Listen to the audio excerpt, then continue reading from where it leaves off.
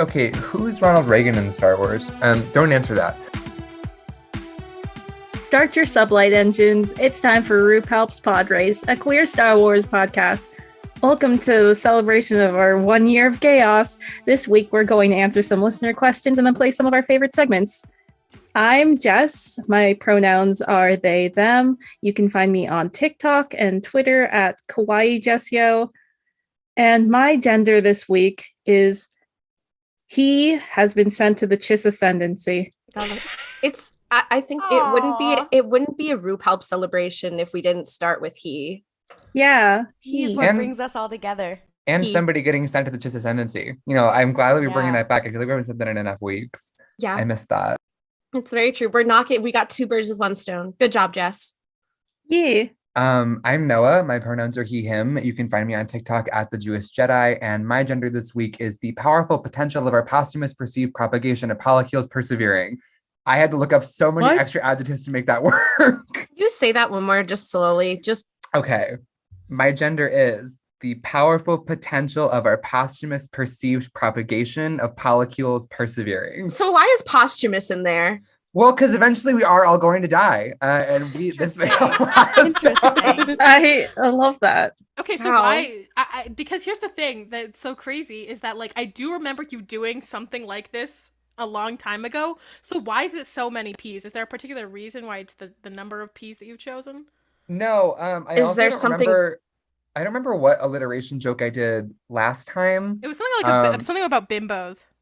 I think it was, but I know that I wanted to make a polycule joke, but I didn't think that it would be entertaining enough for me. Not about the rest of you, but for me personally to say if there were less words. So I thought it'd be more fun if there were more letters. Okay. Oh my God, Noah likes to say words. That's crazy. I can't with that. Anyways, I'm Mel. I use they, them pronouns. You can find me on social media at Melvin Culpa and on TikTok at Grunkle Rex. And my gender this week is Samacro Chitty. Oh, that's I missed her. Oh, classic. I will say on Gold Squadron Gays this week, they did, we had to restrain ourselves from talking about some macro chitty because Bradley had not started Chaos Rising yet, but then he was like, surprise, I did. And we were like, what? The Chaos Rising in Chaos Rising is actually, the chaos is his cup size rising. My name is Ollie. I use any pronouns. You can find me on social media at Ollie Fresh. It's fresh with the PH. And my gender this week is Gareth Eberelios joining the PTA because he's a father of Mara Jade and Revan Callus Aurelios. So I just think he seems like someone who would go to the PTA and Callus starts fights with the other parents there. That's really powerful. Do they have their little their minivan? Okay. Them with a minivan is something that can be so personal. So I'm going to say yes. Do they have bumper stickers of the family on the back? Absolutely. Are you kidding? They had to get one human decal. That's so fun. Callus is like, this is humiliating. They had to get it off of Lasat Etsy, a custom. They had to have Sabine come and bring one because they couldn't find a human on the planet. Hi, my name is Claudia. My pronouns are she, her. You can find me on social media at Kaludia Says, Kaludia Says. My gender this week is a film that came out in 2021 that meant a lot to this podcast. The Beach from Old. I like that you don't say your gender is not the film Old. It is, no. You said it's the film, The Beach from Old, as if that is what the film is called. The film by M. Night Shyamalan, the war criminal that he is called Old 2021. You know what? Apparently my brain has been sent to the beach from Old. No, okay, listen, I do like the idea of there being an old cinematic universe, so there's gonna be the sequel. Do you think Benjamin Button is in the Oldiverse? Benjamin Button is in the Oldiverse. Okay. But I think also Ma from the Ma franchise, I think that she is in the it's in the interconnected universe. I don't want to bring up my written version for the sequels to the Ma franchise. This is, of course, after Ma 10, but in my draft of the first movie, one of the Ma's does crash on the beach from Old. Okay, Too And much, legend too has furious? it. No. And legend has it, Crosshair is still there to this day. Okay, but here's the problem. I have just thought of the concept of multiverse of MA-dness. So, in order to celebrate our 1 year anniversary, we're doing an AMA.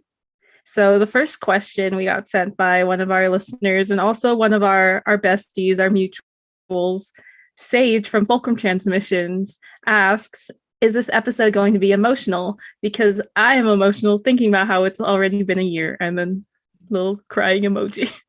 Yes. And I know we're all going to say a little bit more about this at the end of the episode, because if we do it now, we're all just going to be emotional, and that's going to create a weird energy in the studio if we're like, oh my God, I love you guys so much. And then we're like, so do you guys want to hear this really funny fan fiction? Our next question comes from Twitter user Torum1Alone, who asks, if the 5 of you were Jedi, how would you survive Order 66? Let's say the Force really wanted you to survive. Like, the universe is like, it wants you to do well. How are we doing this? I will start first. I would survive because I'm just better, and I'm built different than many of the Jedi who decided to fall during Order 66. They decided to fall? Well, I'm Noah. just saying, like, here's my thing. As someone who's prepared for every situation at all times and is not bad at anything, I think that I personally am so well suited for this that I would just win. Do you guys remember when Ayla Sakura was like, okay, guys, I'm done? Remember that? Oh my God. I love that scene in Revenge of the Sith. I don't know what you're talking Yeah. about. When she goes, oh, you got me, guys. I'll just lay down and die now. You got me on that one. I will say I have no intention of surviving Order 66. I think it's just any apocalypse scenario. I'm like, I know. I don't want to deal with the fallout of that. So, bye. Maybe You're the person who looks at like a zombie apocalypse show and you're like, you have far more willpower than I. Yeah. I'm yeah. not. No, I'm like that where I'm like, there's no Netflix. There's no. Well, I mean, fuck Netflix. There's not gonna be Netflix for much longer, to be fair. Fuck Netflix, the company. But like, I mean, there's no like entertainment. Like, what do I have to do? Like, how am I supposed to get my Wellbutrin? Like, I can't with this. I can't see for shit. What happens when my glasses break? Your Jedi your Jedi healthcare. Literally, I'm gonna lose my Jedi healthcare and then have to just be freewheeling it out here, like how it really is to live in the United States. No, thank you. Raw dogging reality post Order 66. Yeah, yeah. I have an answer. Unfortunately, I think it's like at first I was like, haha, this is funny, but the more I think about it, I'm like, that is true. Order 66 would happen much like it did. If you recall in an earlier episode, I said this is what happened to Hauser in the Bad Batch. But for me, unfortunately, the realistic answer is that I was in the bathroom when it happened. So like all of the clones got their orders. They had Order 66. They killed the rest of the Jedi. I walk out of the bathroom fucking 20 minutes later. Wait. Like feeling awful. And I walk out. I'm like, oh, something happened. Ali, an empath. Something terrible has happened here. No, okay. So in the Book of Boba Fett, the show that was not particularly about Boba Fett there for a minute, when Grogu has his flashback of Order 66, I do like that scene happening, and like for some reason he is spared, and then about 20 minutes later you pop out of the Jedi Temple of Coruscant bathroom, you're like, oh shit, why are you just here on the floor by yourself? Come on, dog. I'm like, where? And then I walk out into the hallway and I'm like, oh no. And I just leave. Well, I wouldn't be in the bathroom like Ollie, but I also would be oblivious to everything that's going on. And I don't know if I'd be on Coruscant per se, but let's just say I'm somewhere else. And I just have no idea what's happening. I'm gone off to be like Comac Vitus, ran off into the woods. Not Comac Vitus. And I come back and I'm like, bro, what happened to the Jedi? Okay. You're like, I just took a nap. Fuck. Did I like sleep for a century? I went to the grocery store. Now the Jedi are gone. I don't know. Like, went to buy milk and all the Jedi are gone. I think I would definitely be a Padawan, and unfortunately, I would not be able to keep myself from tweeting through it. Not live tweeting Order 66. Get out. like besties, I am not doing so hot. And then you tweet a fan cam. Gerald to Paul fan cam. Claudia forgets to unadd the location to the clone to like, hold on, give her a second. Okay, she's right over there. Let's go. I've already been like illegally tweeting like during the, you know how like people who are deployed, they're not supposed to bring a phone with them, but then they go get burner phones anyway. Like I would be like that kind of person. But again, they did bring Padawan teenagers into combat, so again, I'm like 14, so and I'd just be like, I'd be making TikToks. I'd be making like really nihilist TikToks about it, and then I would get a really big following. People were like, wait, I think she's a Jedi, and I'd be like, because that's but okay, because that's Kanan Jarrus core. Yeah. No, Damn, Padawans are on their comms. Get off your comms. Have you guys seen that Vine? And it was the guy, and he was like dancing, but his grandpa is like in a hospital bed behind him. That is Claudia during Order 66. Exactly. Me and Kanan. They also asked, which Star Wars movie would be Thrawn's favorite? Characters and plot-wise. Why? I think, okay, I have an answer immediately. It is Rogue One, not because he likes the story, not because he cares about any of the characters, but because he thinks it's funny when Krennic gets his ass handed to him. Exactly. I was gonna say Krennic too. Bring up Rogue One, and because he sees Krennic get fucking owned. And then he sees having his bestie Vader be the one to own him, be like, that's my boy. Then he sees Galen Erso, and he's like, dang, he sounds a lot like me. We could be brothers in a way. He said, wouldn't that be crazy? I'm a lot like Galen Erso. Like, we could have this. If he was blue, we could be brothers. It's like, man, I really hyperfixate on this character. Is it a self-insert? Methinks. Not Thrawn killing Galen Erso. I do like the idea though of him watching Rogue One, but what I mean by that is just rewinding the scene where Krennic dies, and he's like, "This is the best movie ever," and people are like, "That's not the movie." Like, this is a clip you've been rewatching on YouTube for 8 hours. What do you mean there is more to this film? Here's my thing. I know what his least favorite film would be, and it would be The Phantom Menace because that does involve all politics. And he would, Thrawn and me are Thrawn and me are so much alike because neither of us really understand the Phantom Menace. No, what I imagine is that it would be Thras's favorite movie because Thras would be like, it's actually really deep, and like if you look at the intricacies and whatever, and Thrawn would be like one of the early prequels haters. Like Thrawn would be bullying that kid online. No, he wouldn't. No, he would think Anakin was cool because he's like, that's my bestie. He'd also be like, he's just like me. Both of us are annoying and everyone hates us. But I also will say, I think the whole time he would be like, none of this makes sense, but Duel of the Fates sure hits. I do feel like he would be a Padme stan. Absolutely. And because he likes a girl boss. Exactly. And like he's canonically a Padme stan. Yeah, he's canonically a Padme stan. So I do like him being like, that's my best friend. It sucks that we don't live in a world where pre-Order 66, Thrawn got to go to brunch with Padme and Anakin. They would have had so much fun. Thrawn and Sabe would have just had a ball. They would have been such besties. The next one comes from Xanthi from Star Wars Music Minute. They ask, my question is not what is your favorite Star Wars theme, but what's the scene or shot or moment from any Star Wars film that is seared into your memory along with the music? If you watched the film with the sound off, could you imagine what the music is doing like right at that spot?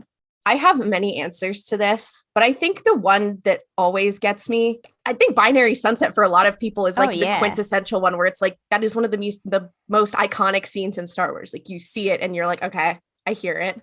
I think for my answer to this question is, everybody knows my biggest thing in Star Wars is music, but like, is all of it. Like if you played Star Wars, if you played it without any dialogue, whatever, I would know exactly like what is not, I wouldn't just because I know like what's going on because I'm a fan, but like I know everything by the musical cues. Obviously like the first thing that come to mind is like Binary Sunset, Duel of the Fates, and the opening when the turn off the flash, you fucking moron. Like that's the big one.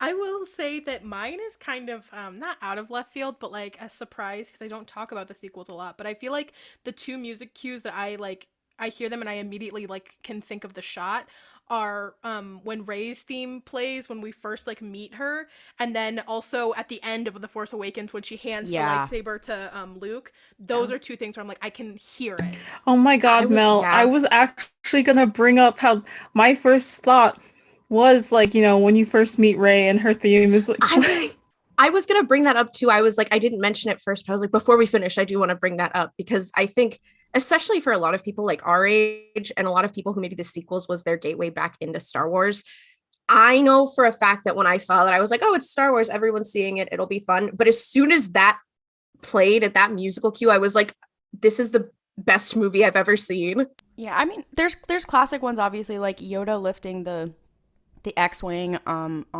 Dagobah and like stuff like that. But if we're talking about the sequels, the other one for me would be March of the Resistance. Like when they're going over the water on Takodana, I would be able to hear that in my brain. I have two. I have one that I am sure counts, but I don't remember what the actual piece is called, and I'm not entirely sure what's playing at that moment, but I remember it very well because of the music. But the scene when like Luke dies in The Last Jedi and like he like releases into the Force and Rey like feels that happen. I do believe it's Binary Sunset that plays. I thought it was a variation of that. I'm sorry that I'm stupid and I don't remember names of things, but I was like, no one's accusing you, dog. I will say this: the second trailer of Rogue One had a much more grandiose version of the Imperial March that I do think of every like 2 to 3 business days. And I don't think it counts as like a moment from one of the movies because this variation is not played in the actual movie, but I do love it very much and I do think it's iconic. Oh, Rogue One, if we're talking about, there are definitely shots from Rogue One, because I mean I listen to that soundtrack a lot, but like obviously the part where with Vader in the hallway, like I would be able to hear that. But if we're talking about trailers, oh my god, like I could watch the Force Awakens trailer and I could hear it in my brain. Well, it's not from one of the films, because I know this question said like the Star Wars films, but just an iconic piece of music from Star Wars and like clip that is seared in my mind is from, you know, the last episode of Clone Wars with burying the dead. Yeah. That, you know what, actually thinking of Clone Wars, one scene that I remember extremely clear, like I could tell you what the music sounded like I could sing along and quote along, is when Ahsoka leaves the Order. Yeah. And it's Anakin being like, oh, and she's like, goodbye, I've got to peace out. And like her theme is playing. And I'm like, I think this is it for me. I have one from Rebels. The scene where Zeb skywalks with Kanan and Ezra, I can hear that music. Number one, that is a top hit banger. I could hear that in my brain because it's also so different musically, and I think they did this on purpose. It's so different musically from the rest of Rebels. I would be able to hear that in my brain forever. Also, whenever Thrawn speaks, I would be able to hear the music behind him. When are they gonna put Thrawn's theme on streaming quickly? Literally, when I need Rebels season 3 through 4. Actually, what? I'm trying to think. If we're thinking of like TV show music, I mean, there's shots in The Mandalorian where. Oh yeah. I completely forgot about. You know what I do think is like something that's extremely iconic is at the end of the first episode of The Mandalorian when Grogu is like, and he reaches his little hand out and it's like, doo-doo, and it cuts like that shit is crazy. Yeah, that was kind of bonkers. Yeah. Actually, no, I said the opening before, but like the opening to any Clone Wars episode also, like I could hear the funky beats.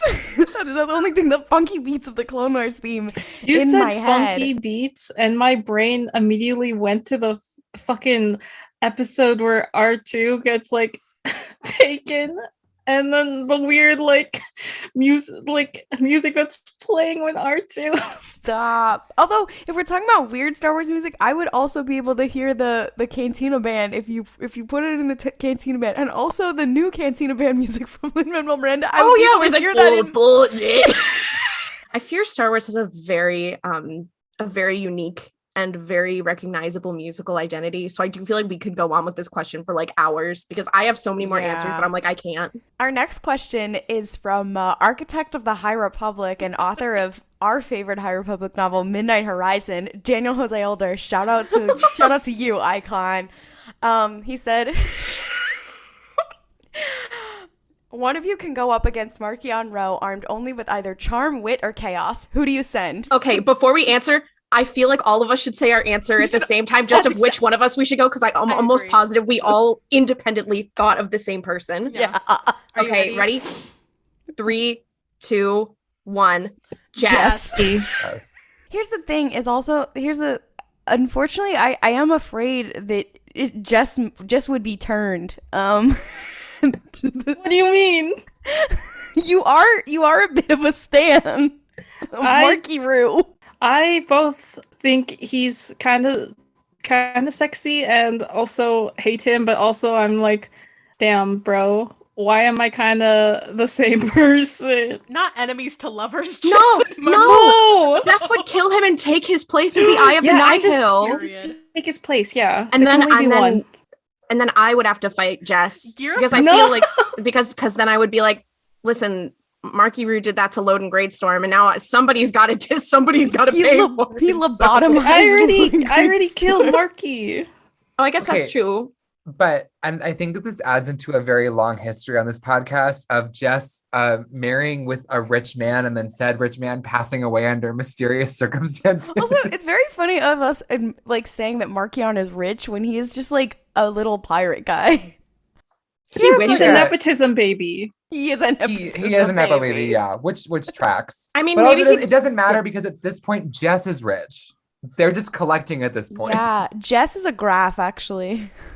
No, I just like, what's her name? His like assistant in the Fallen Star. I get close to Marcion. Yeah.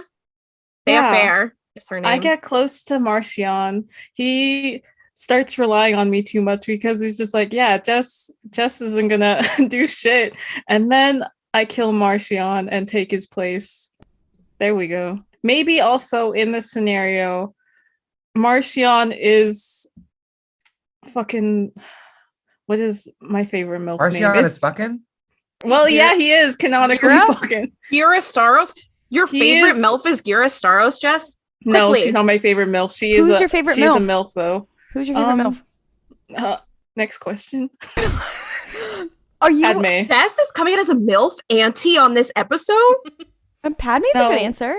But no, in this scenario that I am cooking up, Marcion is now my Gira Staros. You're like, you think you're in charge. Ha! Good luck with that. Meanwhile, he's like, I'm not catching feelings. This next question is from @StarWarsCam on Twitter. And they ask, if you were all hanging out together in person and had to put on a Star Wars film, which one would y'all decide on? Solo, obviously. I was going to say that I had my hand raised. Guys, I think that I would make a really good Kira because I'm white. We can't. So true. With that logic, so good, Claudia. Okay, well, I have bangs. Okay, that's true. You have the upper hand. I think I'd be the most compelling casting for Kira, actually. Can you quickly do a Kira voice? I refuse to. Okay, so see, I will do the Kira voice, so that's why I should be her. So I have some thoughts. 1, I think Noah should be Tobias Beckett. 2, I mean, no. Why am I having to become Woody Harrelson? This is like, how dare you? Like the whatification? Who wants to be Roland Durant adult? No, this means I'm gonna go bald and start acting in Hunger Games movies. Yeah, actually, you're the unknown actor. No, they are making a new Hunger Games movie. It's not too late. Yeah, you're an underground actor, Noah. You're a new star. You're gonna play as President Snow because I think that's gonna be about him, right? You're like young it's about President Snow. I don't know if he's in it, but I think it'd be funny. No, because it's about President Snow when he's young and he's fucking ancient in like Hunger Games. Okay, anyways. The fact that I got relegated to Tobias Beckett is so No, hateful. you could be like fun gay Tobias Beckett. Here's the problem. Here's my problem, and I'm so sorry to the solo stands listening to this. I did forget that is not Dryden Voss. I'm in Dryden Voss. Okay, Noah is Dryden so Voss. Much better. That's so much You would definitely Noah as Dryden Voss and Ollie as Kira. That's basically what we're like in real life when we hang out, so it makes sense. I want to be Roland Durant. He's not in the movie. He's not. Nadia, I feel like. Are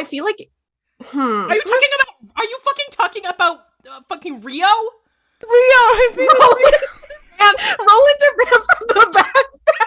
Like, what the fuck are you speaking They about? both have the last name Durant. I keep forgetting. I love the part when the Bad Batch appears in Solo. It's Yeah, and they're favorite old. part of the movie. They're like 65 years old. Their decrepit corpses are like, hey, we're Geriatric the Bad Batch. I want to be Rio. I want to be Rio Durant. Sorry, Jon Favreau. I think Rio Durant and Grease Dreytus should kiss. Well, see, okay, here's the What about problem. me and Mel? So here's the problem that we put ourselves in, Jess, is that I think you could be Han Solo. However, Yeah. I think that unfortunately, based on the Kira that we have cast in this production. Oh, so what? You don't think that Jess and I could make it work? You don't think that we have, make it work. you But don't I think we also- have chemistry? But wait, no. Let me also just pitch this. Jess is Lando. Oh, I was gonna say Jess is L3 because Jess You're likes to L3. No, call Claudia, problems. you're with Claudia. Unfortunately, you're Yeah, L3. You are I want to L3. die. Okay, You I don't don't wanna die, be- you just become part of Rio the also Falcon. dies. Real does a lot earlier too. Yeah, but also if I have to be L3 and Jess is Lando, then there's that weird Oh no! So you think it's okay for me? Then it's me and Jess. Then you think that's okay? No offense, Jess. I have a solution to this problem. Polycule. So basically, You're done. Anyway, Actually, can I be Leia? can we actually answer this question? What would we actually put on? I would put Solo on. Are you I kidding? think Solo. yeah. So we could make guys. We could make Solo too. Us produce Solo I too. hate you people. The RuPalp's Podrace Solo 2. When is RuPalp's Podrace's Star Wars story coming out? Quickly. Oh No, my god! because Fuck Taika Waititi Star Wars film. When is RuPalp's Star Wars? no, wait. Why doesn't he just direct our Star Wars movie? Yeah, How- he's That's so directing true. ours. He's Yeah. directing Solo 2 as written by us. Exactly. We're set to go. Yeah. I think I honestly I wouldn't want to put on a movie that I like watching because I like to talk through movies and I'm with my friends. So like I wouldn't be like, wow, I love this. Like, I don't know. I probably honestly I would put on Solo. Hey, do you guys want to hear something really embarrassing? I would love to. This entire time it said put on.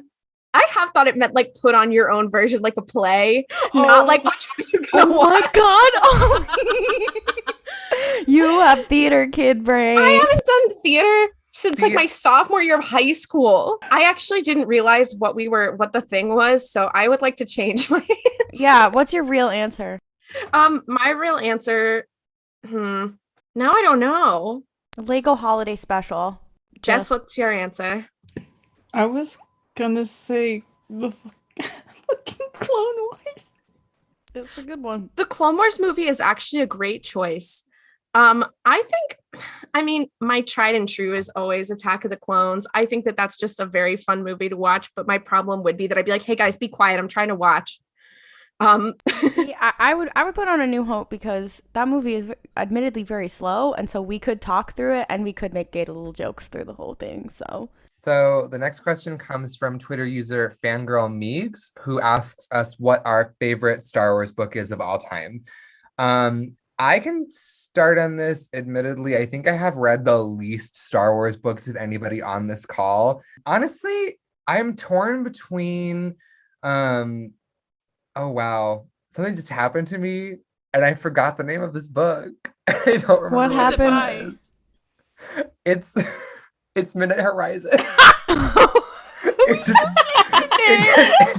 It just exited my brain. I was about to be like, it's the one where like, anyway, my yes, I wanted to say they're both High Republic books. I know that shocks like 0 people, but I would say that it's either Midnight Horizon, and I'm gonna say I am still a stan of Light of the Jedi. That was the first like big Star Wars book I read outside of Thrawn 2017, and I do definitively think that it's a very good book, and I enjoyed it very much, and I actually think it's still one of my favorites.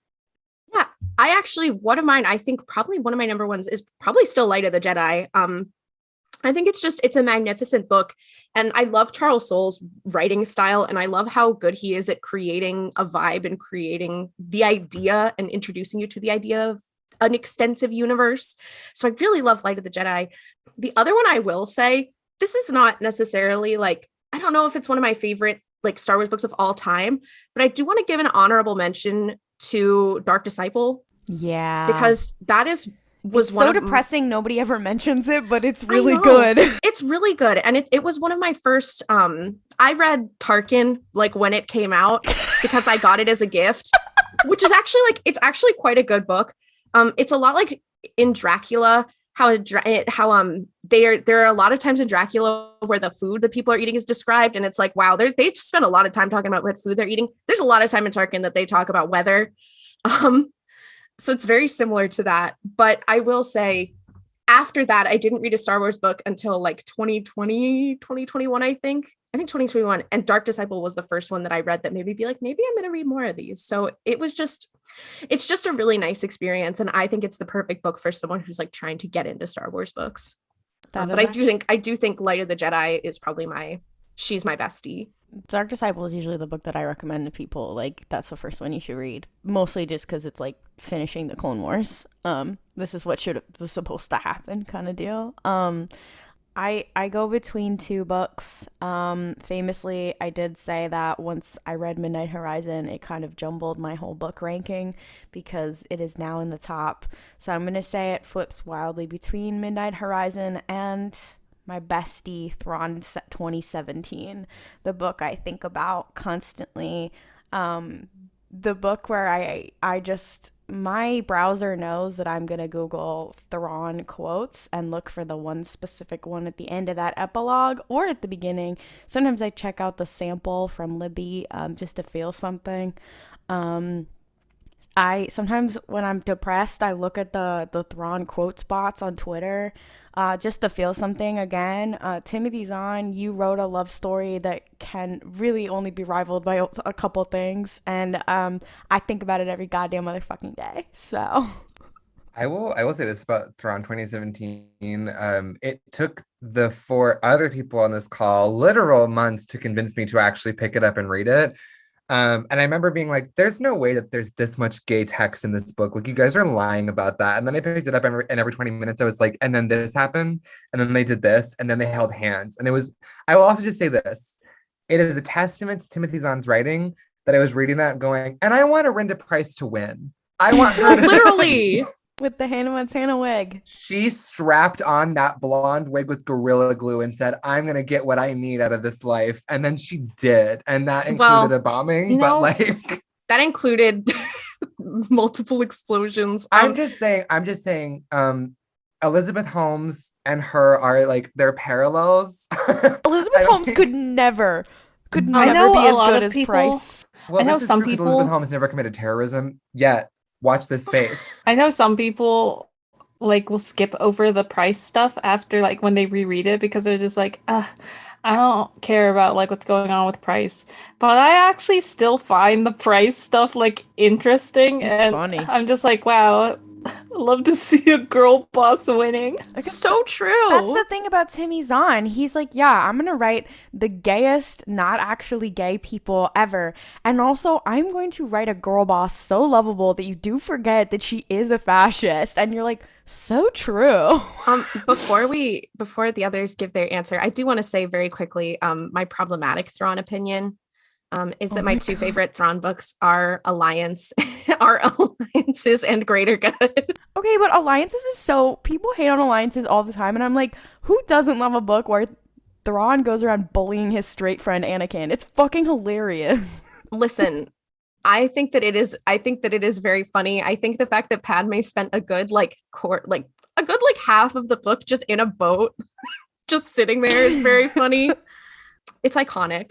Also, I also do love that it was like these gravity wells were invented during the High Republic, but then no one could figure out how to use them until like the Rebels' time. I just think that's very powerful. The Chancey Yarrow to Thrawn pipeline? Discuss. More like I hope that that's not. I can't wait for Grogu to cut Thrawn in half. Not Grogu Elzar Mann parallels. Fuck off. If only Roland, Elzar Mann's master, had just been a little bit more Din Djarin, like maybe this wouldn't have happened. Jess, what's your favorite book? Part of me wanted to say something from the High Republic, but no, in truth, I think my favorite Star Wars book is Lesser Evil. Nice. Which makes sense because, I read it like 6 times before it actually came out. I love that 500-page book. You were like, I'm going to read this as many times as humanly possible.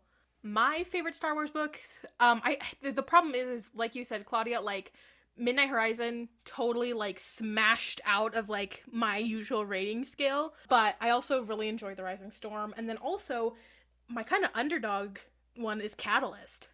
Yes, such taste. It's one of those things where I went into it being like, oh well, I just kind of want like some Rogue One content, and like I don't know, it just seems like it could be like a fun time.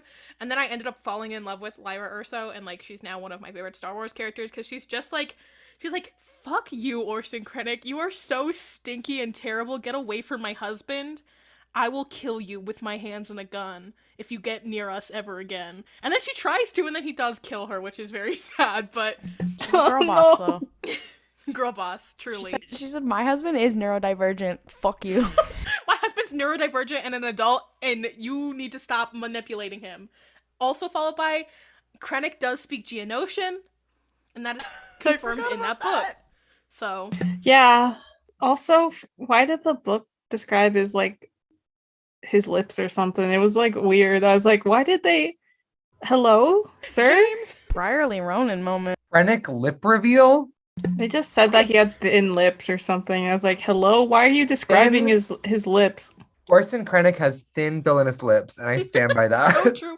Also followed by one of my favorite scenes in the book, and spoilers for the book Catalyst, but there's a scene where basically the Empire's gonna arrest the Ursos because they're hip to the bullshit that they're wanting Galen to do, so they're escaping, and they manage to escape, and Krennic is like on this like speeder or something, and he stands up and he like a literal cartoon villain like shakes his fist and he's like, Galen, and just screams that on Coruscant, and I think that's so funny. He's very Dr. Doofenshmirtzy when you think about it. He's Dr. Doofenshmirtz coded. All right, next question comes from Cat Crits on Twitter. And they ask, what's your headcanon for the future of your High Republic Glub Shido?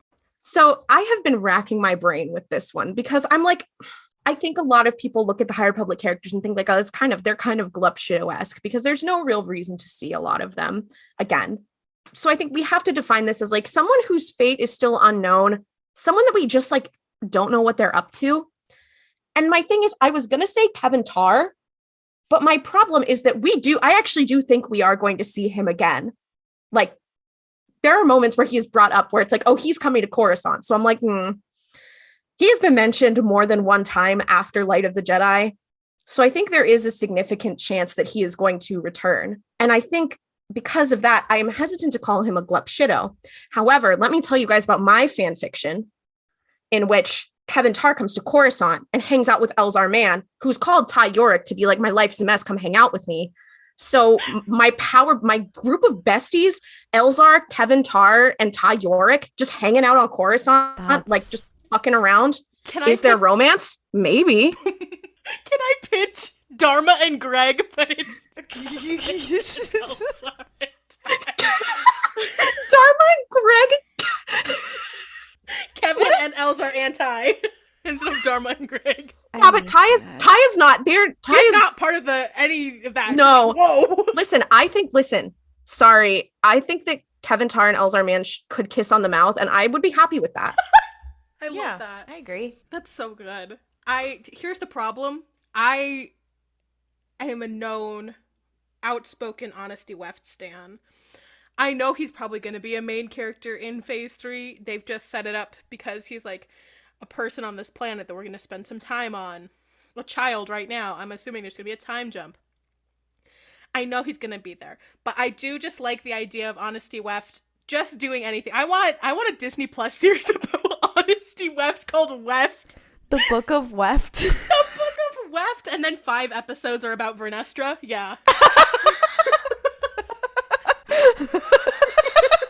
I would watch that though. It's just like, okay. I love the idea of this. I love the fiction we have created because it's the Book of Weft and it's Honesty. He's like doing something political on Dalna, and then halfway through the show, Vernestra... Well, probably not on Dalna. Wah wah. Wah wah. Wait, what? What happened to Dalna? I mean, it got fucked, but it's fine now. I don't think it is. I think they had to get all the fucking I forgot about that. I forgot about the plot of Mission to Disaster. Mission to Disaster Corps. Oh my god, I forgot that was like a major thing was they were getting off of the planet. Anyways, point is, I do like Honesty Weft is doing some like political machinations. It's just like a fucking West Wing with a 13-year-old. Not And then- brass The moment. Weft Wing. Weft The Wing. Weft Wing. Okay, anyways, halfway through the show, Vernestra just shows up and she's like, "Hey guys, it's me, Vern." And then kind of like you guys have not seen the show, the After Party on Apple TV. First of all, check it out. There's a character. Sorry, They're not sponsored by Apple TV. The After Party's on Apple TV. But I'm not sponsored by them. I just need to tell you about this. There's a character named Walt in that show where he is supposed to, like, it feels like he's supposed to be part of the main cast, but they refuse to focus the camera on him. So he's just, like, standing in the background, and he's, like, telling his story, and that is... Mike Wazowski. He's been Mike Wazowski. Exactly. I want the Mike Wazowskification of Honesty Weft. Next That's question. so powerful. I think mine is Samira. Because, like, she's definitely a Gupshido. I really don't think we're going to see her again. But I hope she's well. And what's my headcanon for her? I don't know. I don't know where she's going after Valo, whatever. I want her to be, like, the like, ancestor of somebody, like, completely random. Like... Wedge Antilles. No, like Dr. Afra or something. Period. Ooh. Like, Dr. Afra researching the Jedi finds out about Elzar Mann. Elzar Mann, why did you fuck my great-grandma? Elzar Mann was laying the pipe with my great-grandmother. Dr. Afra canonically would be like, nice. I don't really have a High Republic Club Shadow because all the characters that I care the most about are in the main cast. So, like, I am seriously, it doesn't help that I have shit for brains. So literally, like, I cannot think of a character that isn't Ruth Silas or Bel Zettifar. So true. Like, I only latch on to characters that I spend a lot of time with. So I'm like, okay, just the main cast. However, I didn't read this question properly originally because I'm also illiterate. So I just read Glup Shadow and I was like, oh, Poggle the Lesser. Hope he's doing great. No, because listen, why Poggle the Lesser? Quickly. because you guys mentioned Craig speaking Genoshan, and I was like, oh my god, that guy named Poggle the Lesser. also, Poggle the Lesser is in Catalyst. He is. But he could have been alive during the High Republic. Also, Don't they live for a long time? consider in Phase 3, young adult novel starring Poggle the Greater. I want to know what Xylan Graf is up to. That's valid. I want to see more of Xylan Graf, which Xylan Graf is also like my frenemy, just like Marcion Rowe. Silent Graph. Or it's because I'm just like, you're kind of Yasin Slay, you're kind of sexy, but also, bro, I hate you and I'm going to kill you. like eat the rich, but also okay. the fact that we got to find out that Comac Vitus likes men because of Xylan Graf, That is my villain origin story. Though? Our next question comes from the actual Kate Bishop on TikTok. They ask, you've probably answered this, but who's your favorite character of all time? And this does not say Star Wars, but I'm assuming Star Wars. I think for me, my answer is pretty clear. We can all guess. Yeah, it's actually Poggle the Lesser. No, it is my main man, my best friend, Garza Aurelios. I hope he's having a good day. I just, something about him. He's just my best friend. I feel like my answer is also pretty obvious. Obviously, it's Axe Woves. Oh, we're bringing back all the You're hits. done. No, it's not. I mean, he's up there. He's up there in terms of like glub shittos. Anyways, the point is, my favorite Star Wars character is Bel Zettifar. Next question. Taste. Everybody knows I do have a ranking. It does go by who my rotations are. If you know me, I talk about Thrawn a lot, and I love him, but he does make some stupid ass choices, and I love Ventress very, very much. However, I think the answers for me is going to be Maul. He is my special little guy. He's just kind of going through it, and he's depressed, he's homosexual, he's full of rage, and I love him very much, and he's just there for the drama of it all, and he deserves better. And Shout out to the Twin Sons episode. And the other thing I don't talk about enough is that I am a huge Lando stan, so it's kind of between those three. So shout out to Sam Witwer for sending me the 6-minute TED Talk. Sam Witwer, you are literally my icon. I just want to say for context, we bought Jess a cameo from Sam Witwer for their birthday, and Sam delivered. Well, other bitches did not. Sam delivered. I will not list what Star Wars actor did not, like, failed to deliver a cameo not once, but twice. Sam Witwer did that shit immediately, and it was 6 minutes long. Anyways. I'm gonna be generic, but I will say the character that I do like the most. I hate to be simple, but it is actually Obi-Wan Kenobi. I find his character very interesting. I find him compelling, and I like to see him do stuff. I do believe that at some point, let the man retire. We don't have to have media about him for the rest of time. But I do find him very interesting, and I enjoy him very much. I thought about it.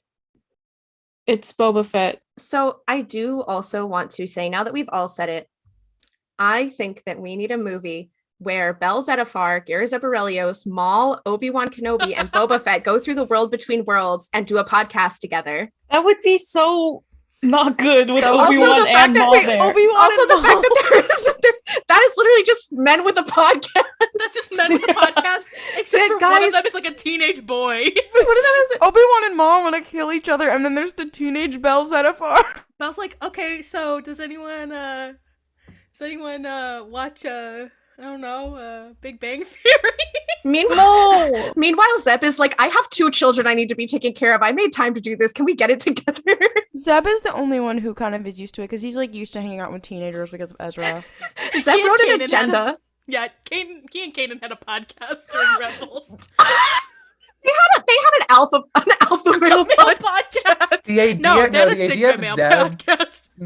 idea of Zeb and Kanan being like, the thing about being a high value man is that I bring so much to the table that these women, they just don't. In the background, you just hear like Hera is throwing the stereo out the window because she's like, are you listening to the fucking Joe Rogan Experience again? We can't keep doing this. Every time they record the podcast, she's just like driving badly so that they like slammed against the wall. She's like, fuck you. Honking a lot. She's like, sorry, someone's in front of me. They're like, we're in space. There's nobody there. Guys, and then they picked up Sabine and they became those men who was like, when I had a daughter, I realized how important it was to respect women. Anyways, Jess, why is Boba Fett your favorite character? At first, it was just because I was like, wow, funky, cool guy from The Mandalorian.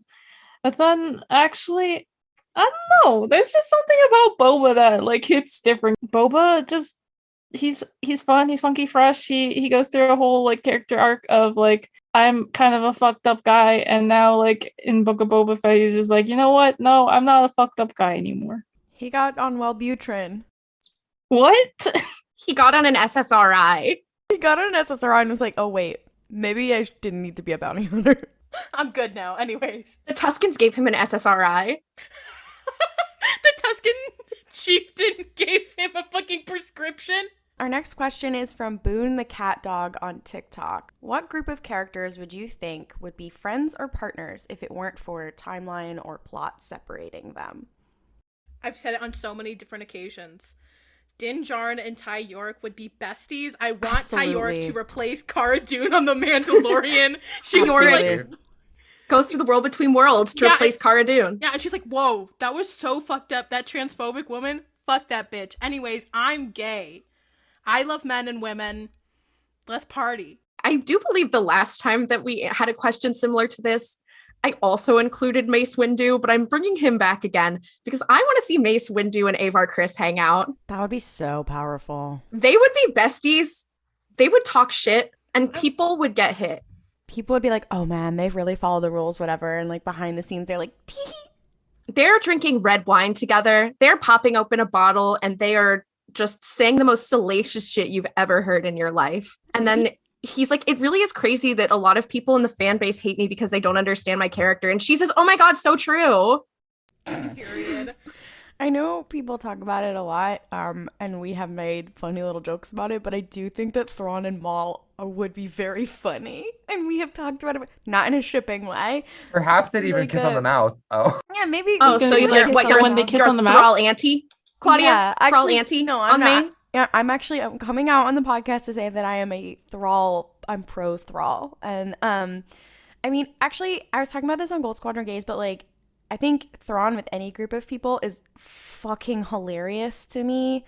We were talking about Thrawn and Ahsoka and how, like, in any other life, I think it's a good thing that they never did work together too much, because too much would get done. Like, the story of Star Wars never would have happened because they just would have, and that's also why he had to only meet Padme once, because again, too much would happen. And like, these two capable. I think the idea of Thrawn meeting anybody is very funny to me. I think that it should be Grease Dritus from Fallen Order and Jarl Poof because Bitch, Why? I hate you. No, because I have a very good reason for this. Okay, quickly. I need to breathe. I need to take in the information. Hold on. Okay, so they both they are the Is it that they have the exact same amount of arms? No, it's because they're at different extremes of neck length. They're like the same No, creature I'm with going to different kill neck you. lengths. I hate this. No, because Okay. okay, No, I get because it. because Grease is like really he doesn't have one, and then Jarl Poof is like really long. And also, going they to both kill you. have. They're the dichotomy of people who have 4 arms. I just think there's some knowledge there. Like if they were to meet in the middle and have equally sized necks, Star Wars might be solved. My answer is I think it would be funky fresh if Vernestra Rowe and Cal Kestis teamed up. That's Yes. Yasin Yes. Slay. I would watch that movie. Yeah. Oh, they would be besties. Are you kidding? That's very powerful. She would help him. She would be like, "Oh my god, you're by yourself alone in the world, kid. I'll be your new master now." Because in the He's like- scenario, she finds him when he is 12 after Okay. after Order 66. That's powerful. I like the idea of her finding him, and they are like the same age, and she's like, That's fun too. she's like, you're my Padawan now, and he's like, I am older than you, and she's like, that's cool. Anyway, I will say this question does say group of characters, but I did also think Kanan Jarrus and Leox Jassi, I think would be so they would be doing Jossie brings spice onto the fucking ghost. they'd be doing and- so many drugs. Hera is like, what the fuck? Get off of my ship right now. Kanan is like he's like a crier when he's high or whatever, and like he's and like Leox Jassi is kind of like it's okay, like they're like talking things out, whatever, and Hera's like, we don't have time to unpack all that. So the last question is, if you could see Star Wars characters in any absurd AU, what would you pick? The user said this is the same person who sent that question that Claudia just gave us, but they said, I'd like DinLuke Legally Blonde AU or Boba Din Princess Bride AU. Boba Din Princess Bride is so powerful. I have an immediate answer, and it is a High Republic High School AU in which Stellan Gios is the principal. And Yeah. that is it. I cannot provide any more context, except for the fact that I do still think in this AU, Ty did stab Elzar, and now they're just weird roommates. That's very funny.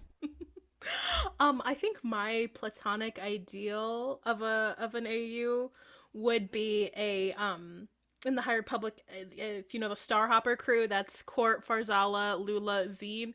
I want to see their version of the Goonies, and I guess that Oh Mama my God. Fratelli is Lorna D. So there's that. I don't know if this counts as an AU, but I want a nature documentary, but the voiceover and presentation is from Geode. So it's just dead silence the entire time. No, it's not silence. Geode has simply chosen not to speak so that you can fully grasp the nature with your eyes. No, but I What want commentary does it need? Geode is I a want- musician. He is playing John Cage 444.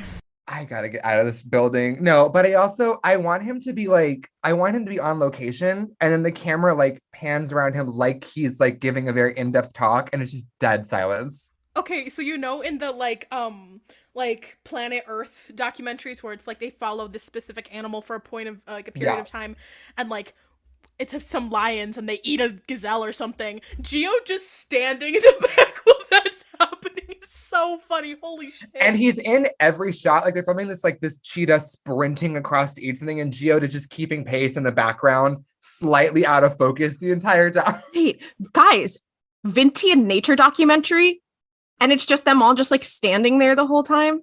And then it's like the camera pans around, and then you pan back and they're in different positions. So true. Stonehenge core. Does anyone have a non-High Republic related one? I'm trying to think like I do have one. It's the Skywalker lineage, and they all go on Dr. Phil. Once again, I don't know if that counts as an AU. But I in my mind and my heart it does. Yeah. okay, I'm saying the crew of Rogue One, but in Ready Player One. Free them from the clutches of Ben Mendelsohn. Literally, like, they need to get away from that man. Ready Player Rogue One. Mine should not be a surprise to anyone. It is the Thranto Pride and Prejudice AU. That's you win. Yeah. So true. But that's not wild. That's just correct. Okay, I just one quick question before we move on about the Pride and Prejudice AU. I feel like this might have been already answered, at least in a like conversation we've had before. Is Brierly Ronan in this, and if so, who is he? Wickham. Okay. Oh, go on. No, fuck. I did have like a cast that was in my head. I know for sure that I wanted Ronan to be in it, but yeah, I forgot who I cast him as. It might have been Wickham. It might have also been what's his name, Mr. Collins. That's powerful. Hilarious. Okay, thank you. Not them trying to marry Eli. Exactly. Yeah, see, exactly.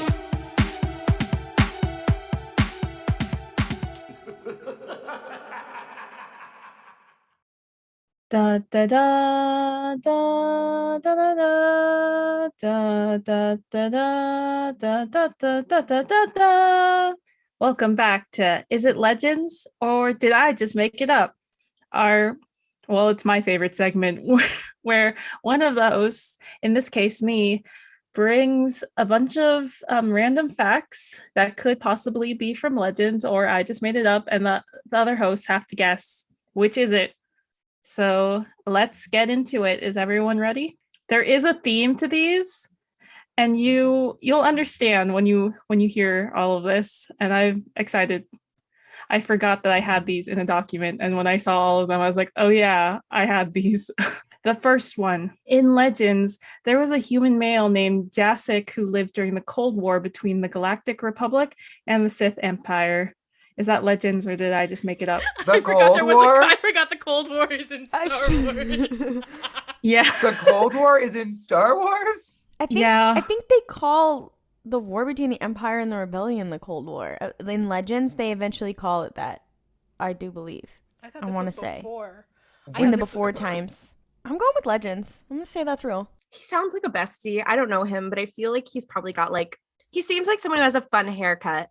No, I just said I'm gonna say that I Yasik. think he's Legends. I don't know what about this character would be made up unless there's like a Yasik/Jasik from a piece of media that I don't recognize.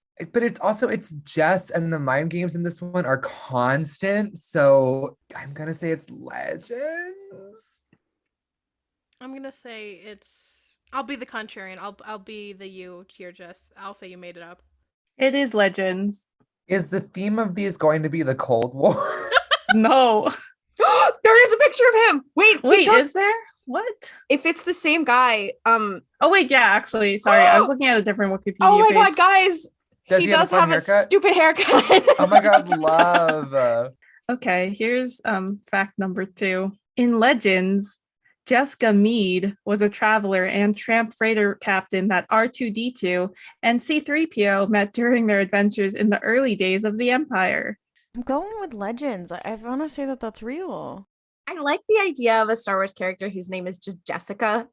So I'm going to say it's Legends. My vibe for this is things I just want to be Legends. Like being like, it's like, imagine C-3PO being like, yes, I was just hanging out with Jessica the other day.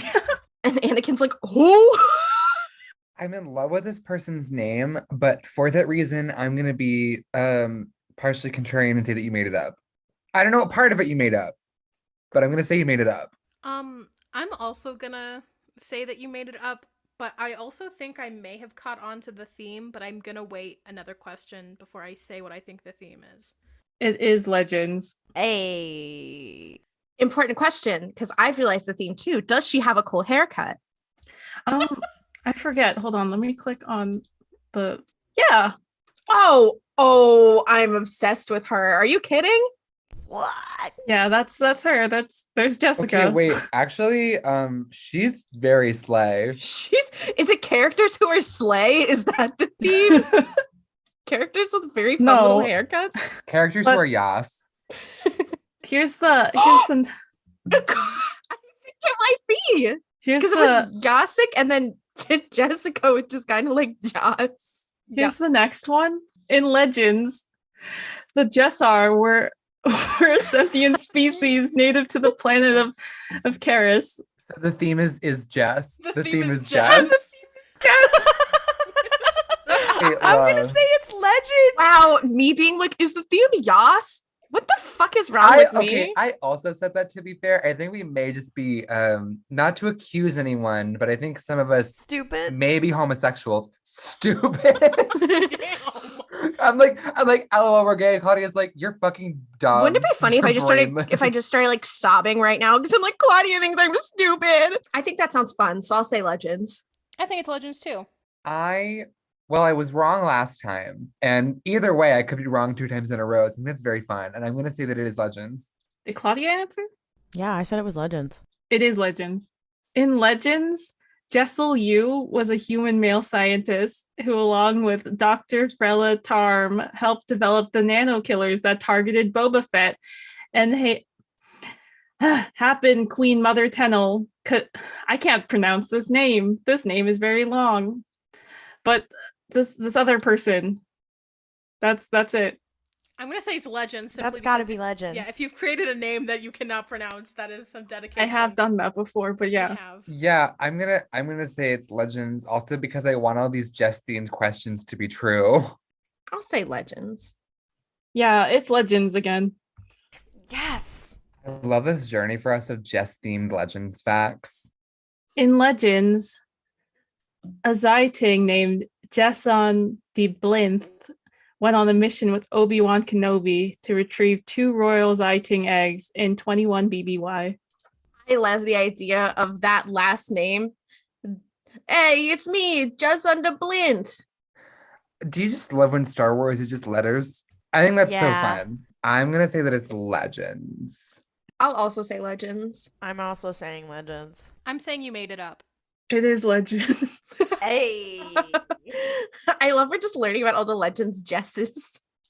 There was a lot of them, but I only brought Into the a few Jessverse. things. In Legends, there was a popular human female musician named Jess who worked in Jabba's palace, and she secretly hoped to eventually leave by joining a band. Again, I'm going to say that's Legends. So this is the horrible psychological challenge that I face because Jess continues to place me in saw traps with locked doors whenever they do this. Because like, this is the last one. And I feel on some level that it would be on brand for Jess to lure us all into a false sense of security by saying Legends. And intellectually, like, I know that, but like emotionally, I really want there to be a singer in Star Wars whose name is Jess who leaves the band. And unfortunately, because of that, I'm going to ignore instinct and say that it is Legends. I will say that you made it up. So here's my trouble that I'm having is that I did do a bit of extensive research when Book of Boba Fett was coming out about the bitches who played in Jabba's palace. So I know for a fact that Jess was there. And I do believe that Jess had like a very funny like wig on that did look like it came from a dollar store. Like the Price wig? No, but a lot like it. But so I know Jess was there. It's just about the lore. So I'll say that it's Legends because I know for a fact that is a character. Yeah, it's Legends. Oh my god. I kept us Ignoring guessing till the instinct end. works out for me. Love. All right, who won? I think it may have been a tie between Mel. Ollie and Claudia. Yeah, I was literally just about to say that. I just muted. Oh my Oh, gosh. you did it. Also, actually, here's a bonus one. In Legends, Jess is still not blocked by Gina Carano. I think it's okay. I Here's think the that might be problem. canon. That's canon. That's canon. That is canon. Gina Carano, why the fuck would you block me? That's what we need for our 1-year anniversary is for Gina Carano to block Jess. Welcome to Fantastic. It's been a while. This is a segment wherein I have scoured the internet for the world's most, sometimes, for the most part, I would say, pretty heinous fan castings. Occasionally there's a slay. Today we might be talking about some of those slays. And I ask my co-hosts, I list a series of actors, and then I ask for them to guess who these actors have been fan casted as. Sometimes it's just one actor, sometimes it's a group of them. You'll get it as we play. Are you all ready? I have some real gems that I've been waiting for a rainy day like this. Starting off strong. Gillian Anderson and Evan Rachel Wood. Price. Get Gillian Anderson away from her. Would she not body the role? With her, okay, Gillian Anderson in a black blunt bob wig with her fangs. Doing the Margaret Thatcher voice from The Crown. Oh my god, Arinda Price is a lot like Margaret Thatcher when you think about We it. have made that joke before. But that doesn't mean it's not still funny, Claudia.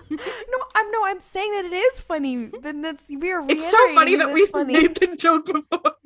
I think that I do think that Arinda Price is the type of person where that horrendous blunt bob with the turf bangs, that is actually a wig. And then when she goes to put on the Hannah Montana one, she doesn't take off the first wig. She puts another one on top of it with Gorilla Glue. And then has to go to the hospital to get it surgically removed afterwards. I feel like Arinda Price has the type of head that if you took her hair off, it'd look like a Lego. I agree so completely. I know for a fact she can't do her eyebrows, and they look uneven every day, but nobody will tell her. So she just had these horribly blocky eyebrows, and she's like, "Good morning, I'm the governor of Lothal," and they're like, "Can you fix that?" She's like, "No." This is why Callus defected. He couldn't deal with her eyebrows anymore. Anyways, you guys have We not need to guessed the answer. actor. Yeah. Evan Rachel Wood and Gillian Anderson is such an interesting two people. Okay, is this a Force sensitive character? No. Is this a character who's been in live action? No. Ooh, is this a book character? I'm not at liberty to say. High Republic character? No.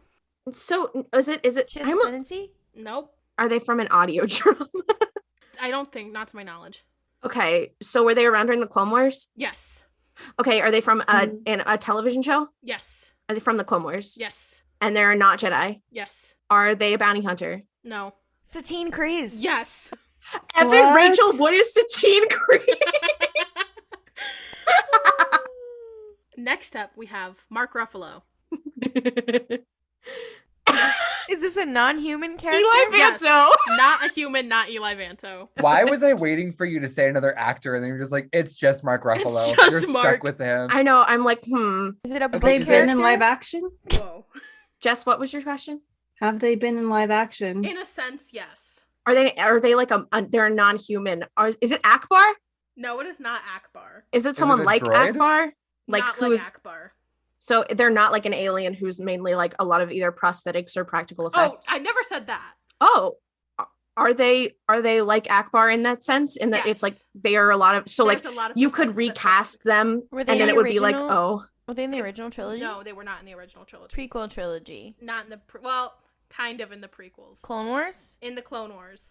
So this character was in animation and like briefly showed up. Yarl Was Poof? Watto in the Clone Wars? Watto was not in the not. Clone Wars. Who did you say, Claudia? Yarl Poof. Yariel Oh. Poof did die before the Clone Wars. Yaddle. No. Why would Mark Ruffalo Why be would- Yaddle? Otto Francis. No. Poggle the Lesser? No. Is he a Jedi? No. The way you said that does make me fear it's someone who's Darth problematic. Sidious? No. No. Mark Remember, Ruffalo is it's a character that has a lot of prosthesis when they are like in live action. So it's, and it's not a human. Yes, Hondo enough. Shut the fuck up! Serious? Yes. I can't do this. My mom would lose her mind. She's a Mark Ruffalo stan. I think I could trick her into loving Hondo. Okay, are you ready for the next one? Alexander Ludwig of Hunger Games fame. He was taken. What? you had to give me a second to Google him because I didn't know who that was. His eyes are quite close together. Tobias Corky Beckett. Kenobi. Not Corky Kenobi. Tobias Beckett. No. Dryden Voss. R. No. Saxon. No. Guys, everybody stop. Has he been in live action? Pre Viszla. No. He's not been in Pre Viszla. He's not been in Pre Viszla. Not that we know of. So it's not Maul. It is not Maul. Maul has higher I standards than forgot that. that. I forgot that Maul stabbed him. I was like, whoa. Oh, I didn't mean it that way, but all right. Not Maul, not been in live action. Did Maul top Pre Viszla? Yes, next question. Maul has better standards than that. Come on. Bro, Maul? Savage Opress. Yes, Savage Opress. no, that feels Wow, hateful. oh, wow. Also, can we just return to Claudia blatantly lying for a second that Maul has better standards? That Maul thinks that Axe body spray is a shower. Leave him alone. Maul has a dry coochie. I'm Guys. sorry. It's dusty down there. Guys, He literally pH drastically unbalanced. in Rebels, he's literally wearing a polo. He's just wearing like a polo from Old Navy. You can wear a polo So, yeah, and be you can wear a polo crusty. and be disgusting and gross Okay, and foul. What? Leave him alone. anyways, I know that when he walks into a room, many of the other girls are like, I have to leave. Simon Pegg. What the fuck? That's it. Simon Pegg, is this Rio Durant. No. Roland Durant? No. Is this a character who's been in live action? Yes. Okay, so this is a recasting. Are they is an this alien? No. Was They're it a human? We're recasting a human character. Human, yes. Original trilogy? Yes. Han Oh. Solo? No. Ben Kenobi. No. Owen Lars? No. Tarkin? No. See Simon Krennic? Pegg's Is it Krennic? No, it's not Krennic. Yeah, Krennic, my favorite character from the original trilogy. Listen, technically speaking, he was there somewhere. We just never saw him. Is this a character who was like on screen Yes. during the original trilogy? Are they like an important character? Yoda. I wouldn't say that. No. Yoda is not a Veers? The human. one guy that Xavier. the one Imperial officer guy that I'm forgetting the name of. Veers? No, not Yeah. Veers. Piet? No, not Is he Piet. an Imperial? No. Well, he works for the Imperials, but he is not an Imperial. Boba Fett? No, but you're getting closer. Bosk? No. Okay, Dengar? Yes. What the fuck? I'm doing really well this That round. actually I would don't be know. kind of a funny casting. That's kind of good. Dengar, it's gonna be really weird when he and Simon Pegg's Dengar and Valance finally hang out. When is that happening? my That's in the Valance trilogy. Is gonna be about him and Simon Pegg's Right. Dengar. Are you next? Valance is in Solo too. Put Valance in Solo too. Okay, next one. Matt Mercer. Matt Mercer. I'm sorry, there's- Is This he is an animated playing an actual like character? person, or is he He like? is playing an actual person, and this person was animated. Oh shit. Okay. Anakin Skywalker. No. Prequels? Clone Wars? Human? Rebels? Human Rebels. Kanan Jarrus. Not Kanan Jarrus. Older Ezra? Not older Ezra. Mark Matten. No. Fen Rao? No. Is this so it's a human? Legend. Jai Kel? Wait, who? Legend. Callus. Jai Kel? 8 people talked over Callus. Callus is correct. I guess Fucking Nar. No. That feels like Matthew someone. Mercer. All right, next one. Rob Schneider. Sorry, I looked at it to make sure that was the motherfucker I thought it was. Okay, hear me out on this. Yoda. No, it's not Yoda. Okay, is he playing a human? No, he is not. Deb. No. Okay, Have they been in Rob live Schneider action? is Zeb and Matt Mercer is Callus. No. Can you repeat what you said, Jess? Have they been in live action? Yes, they have been in live action. And they're an Chewbacca. alien. Not Chewbacca. Why was my brain like Greedo? Original Rob trilogy? Schneider's Greedo? Not the original trilogy. Prequels. Sequels. Not the prequels. Not the Okay, you have to give Melanie a question. Rogue a moment One? to answer before you Not start. Rogue One. Solo? Solo? Not Solo. Rio Durant. One of the shows, so like the Mandalorian? Yes. The Mandalorian. Quill? In the Mandalorian. Not Quill. And the Mandalorian? Yes. Din Djarin. Is- Not Din Djarin. Mel said they're Mithril? not human. The Mithril is correct. Yes! Wow. I am so good at this, guys. Okay, here we go. We have 2 more. Are you ready? Second to last one. She's already been in Star Wars, but Lupita Nyong'o. Is she playing a human? I think so, yes. Finally. Animated? Not animated. This is a recast. Perhaps. Perhaps. Okay, Thrawn. Is this like a character? So this is a recast then of a human character who's been in movies. Oh, wait. Is this a I book never said character? I never said that. Ray Sloan. Not Ray Sloan. That would Oh, be so thank- hateful. Wait, it's a No. human character. Are they from a book? They may have been in a book. Okay, so are they from a show? No, She's And prequels. they're not from a movie? not from the prequels, not from the movies. It's from a game? Yes. Is it Seer? No, Oh, okay, good. I was Is like, it Drilla? not Trilla. Okay. Peter Yago is Trilla, so you can Yeah. very funny. From a game. From like a canon game? Yeah, I don't know if this is a canon game. Oh wait, it's Revan. Yes, correct, Revan. literally just Mara Jade. No, Revan. Okay, no, because here's the thing. We get Rob Schneider as Zeb, Matt Mercer as Callus, and Lupita Nyong'o as their daughter, March as their daughter, Revan. You're done. Oh, so true. Okay, are we ready for the finale? I'm Let's so do it. excited for this one. No. James Marsden Just from Sonic the from Hedgehog Sonic the fame. Hedgehog. Orlando Bloom. What? Han Solo. And Carl Urban. No, not Carl Urban. Is is this an animated character? Yes. Were they in the movies or no? No, they were not in the movie. I was like Grant. Zeb? Not Zeb? Zeb, not Gron. Damn it. Are they a human character? No, they are not. Greedo. Clone Not Wars? Greedo. Clone Wars? Did appear in the Clone Wars. So Rebels character. Yes, the Rebels character. So it's a Rebels character who appeared in the Clone Wars. Yes. Oh shit. Gregor. Not Gregor. Gregor Samsa. No, not from the Metamorphosis. It's like Yolar. Not Yularen. He is a human Here, to my let's- knowledge. Once again, the actors are Carl Urban, Orlando Bloom, and James Marsden. Would you mind saying that they're a human? Or Not, they're not non-human. Ben in Rebels. Ben in Clone Wars. Plo non-human? Koon.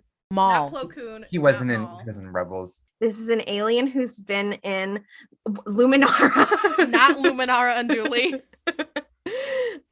Hmm. Again, James Marsden, Orlando Bloom, and Carl Urban. I'm just going through Rebels characters. Not Hondo, right? Not Hondo. He's already Mark Ruffalo. It's already Michael Ruffalo. Is this a rebel? Is it Thrawn? It is a rebel, not a. Oh, not wait, he Thrawn. was Oh, in he's Clone not Wars. In Clone Wars. So they're not. So he's not a rebel. Not. Oh no, he is a rebel. He is a rebel. Okay. He's not a rebel in the traditional sense. He is not like he is Champ not. Syndulla? You're getting Saw closer. Gobi? Gobi Glee. What? I need a counter on how Carl many I Urban got. is 'cause Gobi Glee. That's actually, you know what? Guys, I still have 4 Gobi Glees. It's sitting on the back burner. Guys, where's Gobi Glee / Gron? You're done. They are good for each other, I think. Thank you Wow, for that playing my little game. was a good, fantastic, Mel. It. Anyway, welcome back to our favorite segment, Name That Ship. What Name That Ship is it is when one of our hosts will find a fan fiction and we will detail the others with the title, maybe the tags, etc. And the other host will have to guess who the main ship is. I have brought one today that I'm very excited about. As a rule, we try not to do ones that have updated super recently, and this one actually just updated last month. However, I think it's kind of iconic, so I'm bringing it. This is rated G. The relationships are, there's a lot of people in this. This is a quite a long fic so far. It's not super long yet, but I can tell it's going places. You have character A / character B, character A and character B, Obi-Wan Kenobi and character B and Mace Windu, Rex and character B and Ahsoka Tano, Rex and Ahsoka Tano, Cody and character A and Wolf, Bly and character A, Padme Amidala and character B, Padme Amidala and character A, Sheev Palpatine and character B, When you character say A and and- Sheev Palpatine. When you're Those saying are just those are not they're ships. just those are just They're those besties. are just relationships that are Yes. discussed, not a romantic Like pairing. platonic. Yeah. Correct. Characters: character A, character B, Shakti, Plo Koon, Obi-Wan Kenobi, Mace Windu, Yoda, Rex, Cody, Wolf, Bly, Pons, Ahsoka, Padme, Palpatine. Palpatine is tagged twice. Not sure why, but I love that. Jedi Council is also tagged. Additional tags. I had a sudden random idea and said, why not? The Senate fucks up manipulative Sheev Palpatine, but he screws it up. Then there's some stuff that's very specific that'll be like immediate giveaway. Character B is about to add more gray hairs to his collection. Or character A, sorry. Character A needs a break. Character B's parental instincts kick in for the best. Protective clones, protective Jedi. Additional tags to be added. Crack treated seriously. Angst, fluff and angst. Force sensitive, character A. Slow burn. So I think I have it. You might, because I wanted to do it so bad and it didn't update for a while. And then I was like, okay. Then it updated. So I may have told you about it, but I don't think I did. Okay. I don't want to one-shot you is the thing, but I do think that this is Fox/Anakin. It is Fox/Anakin. Oh my god! You know I was what? gonna say the character B is definitely Anakin, but Character B is definitely Anakin. The way that I actually had seen this fic before, so I hate you people. I do want to quickly shout out at the actual K Bishop on TikTok who sent this to us via our survey, which you can fill out. They actually did send it to me on TikTok and then send it to me in this survey. So they were determined to get this out there. The amount of Fox fanfic is just congrats. And you know what? It's what he deserves. So I'm gonna go next. This was a submission, but the person didn't leave their information. But whoever you are, thank you for submitting it. The problem is that I cannot reveal really any one of these characters that easily giving away a large section of what's happening here. So I'm gonna preface this with a couple of things and then do the usual read through. This is an AU. It is an AU about a real thing in our universe that can be engaged with. I will start there. I am now going to list the ships. I will also say that this is two men. This is what this is about. Okay, this is two men. Okay, it's character A, character B, character C, character D, who are not two men, and then character E and character A. So the last one is not a relationship, they're just besties, all right? Okay, the actual tags are character A, character B, unnamed extra, who I cannot tell you, it ruins this entire thing, but this is a real person. This is a real human being. Character D, character E, Cardoon. Cardoon. Oh, thank God I was worried she wasn't going to be here. Fennec Shand, Grief Karga, Casca Reeves, and another real person who I cannot tell you because it will give this away. Additional tags, alternate universe modern setting, the name of the AU, swearing, alternating POV, fluff and crack, shy character A. I can't even tell you this. Oh my God. There's a number of these that I can't like directly say because they'll just give it away. But the long and short of it is, this is an AU about two men and another relative, and it involves a game show. Is it Family Feud? It's not Family Feud. Is it The Amazing Race? It is not The Amazing Race. Do you want to start with the characters? Yeah, is one Din Djarin? One is Din Djarin, yes. Is one Boba Fett? One? No. Din Djarin's character A. Is it a character that gets shipped with Din Djarin a lot, or somebody Yes. out of left field? Is it Luke Skywalker? It is Luke Skywalker. It So is the Luke primary Skywalker. ship is DinLuke. Okay, and I'm assuming that there's like a relative that is Kylo Ren or Ben Solo. Is it Leia and Han? Is the second couple? Leia is character E. Oh. So Leia is here, but Han is not. So No! who's character C and character D? They are a canon relationship. I will say that. They are a canon Oh. relationship. Oh my Kanan God. and Hera? No, you're a little That- bit too far okay. along in the timeline. Padme Okay. and Anakin. Correct. Okay, so this is what I want to say. Yeah. The game show it's a game show, right? Not just like a reality I guess- television. I guess a more accurate classification would be it's a competition show. Why was I like Survivor? The Voice? Can you imagine? No. The Voice! The competition. It is a competition show in which contestants are routinely eliminated on a week-by-week basis depending on their ability to Survivor? when it is I already said Survivor. The Bachelor? It is not The Bachelor. Routinely. I will eliminated also week by say, week. and I just want to check on this. Yeah. Okay, so Din and Luke are involved with the game show. Padme and Anakin are not. They are an externality to the game show. Interesting. Yeah. And recall that there are also two human characters who are people who are related to the game show in question. Is it Wheel of Fortune? It's not Wheel of Fortune. It's not Wheel of Fortune. Is it I Queer Eye? really wanted it to be Pat Is and Queer Vanna. Eye a game show? No, Do it's a people get reality eliminated on show. Queer? Yeah, I No, won it's a Queer Eye. competition. I love when they Oh, drop one of the Queer Eye people through a hatch on the floor because they failed that week. No, Wipeout? Karamo has been sent home from It's not Wipeout. There's no intentional violence on the program. So it's not the floor is lava? No. Is it the Ellen game show? Ellen's Game of No. Fame. No. Okay. Oh my god, I'm trying to find a way to zero Okay, in no. this without just Hang giving on. it away. So there's two. Are these two people like the real hosts of this show? Yes. Okay, and is this a show that involves like activity, or is it like a mind kind of show? It is a Is show that Jane- involves activity. Is Jane Lynch in this show? No. Celebrity Game this- Night, Hollywood is this- Game Night. Is this show currently airing? I believe so. I actually don't know. Let me Is this a popular game show? yes. Okay, It's Hold on, let me not check if it's Family currently Feud. running. it's not Family Feud. It's America's not Wheel of Got Fortune. I Talent? assume it's not Jeopardy. It's not Jeopardy. Okay. It is currently running. I will tell you it started in 2005. American Idol? No. How do I narrow DinLuke this? American Idol AU. It's on a specific, it occupies a network of other shows that are like it. Is In it the Drag same- Race? Singer. Is it? I love the idea of it being RuPaul's Drag Race, but it's not. But you're on the right track where like other VH1 programs are like related to The Glee like Project. Can you imagine? No, it does Jersey not involve Shore. singing. That's not a competition show. Jersey Shore. It's not. It's not a competition show. Is it a Um, VH1 Is show? it The Bravo. Price is Right? No. Okay. You can't. I don't know if you win cash prizes on this one, but the point is not to win money necessarily. That's not what you're competing about. Is it like 90 Day Fiance? No. No one's eliminated from 90 Day Fiance. You have to. Yeah. Each week, okay.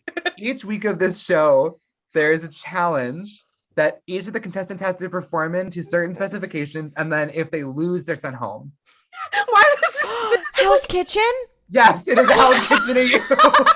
Wait, so Gordon Ramsay is one of them. Yes. Okay.